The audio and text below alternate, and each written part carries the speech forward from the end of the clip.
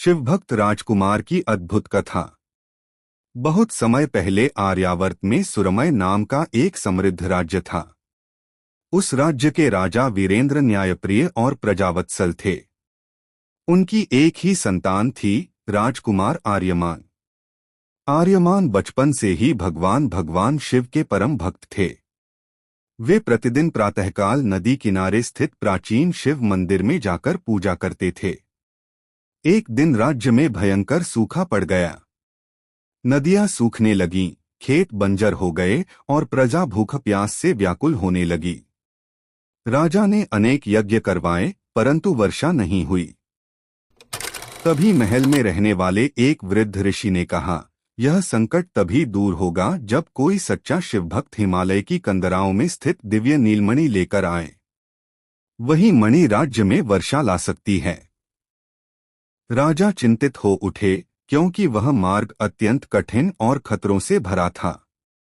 तभी राजकुमार आर्यमान आगे बढ़े और बोले, पिताश्री, मैं यह कार्य अवश्य करूंगा। यदि मेरी भक्ति सच्ची है तो भगवान शिव मेरी रक्षा करेंगे। अगले ही दिन आर्यमान यात्रा पर निकल पड़े। घने जंगलों, ऊंचे पर्वतों और उफनती नदियों को पार करते हुए वे आगे बढ़ते रहे। रास्ते में उन्हें एक घायल वृद्ध मिला। राजकुमार ने अपनी यात्रा रोककर उसकी सेवा की। वृद्ध वास्तव में भगवान शिव के गण थे, जो उनकी परीक्षा ले रहे थे। प्रसन्न होकर उन्होंने आर्यमान को एक दिव्य त्रिशूल दिया और कहा, संकट आने पर यह तुम्हारी रक्षा करेगा। कुछ दिनों बाद राजकुमार हिमालय की एक गुफा तक पहुंचे, जहां नीलमणि सुरक्षित थी। परंतु उस गुफा की रक्षा एक विशाल दैत्य करता था।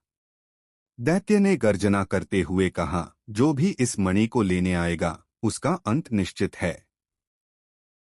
राजकुमार ने भगवान शिव का स्मरण किया और साहसपूर्वक दैत्य से युद्ध करने लगे। दैत्य अत्यंत शक्तिशाली था, परंतु आर्यमान का विश्वास अटल था। तभी दिव्य त्रिशूल चमक उठा और उसकी शक्ति से दैत्य पराजित हो गया। गुफा में प्रकाश फैल गया और नीलमणि प्रकट हुई। जैसे ही राजकुमार ने मणि को हाथ में लिया, आकाश में बादल उमड़ने लगे। भगवान शिव स्वयं प्रकट हुए और बोले, वत्स आर्यमान, तुम्हारी भक्ति, दया और साहस से मैं अत्यंत प्रसन्न हूँ।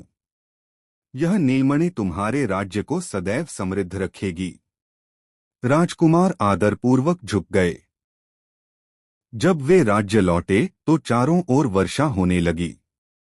सूखी धरती फिर से हरी भी हो गई और प्रजा मेरे YouTube चैनल को सब्सक्राइब कीजिए।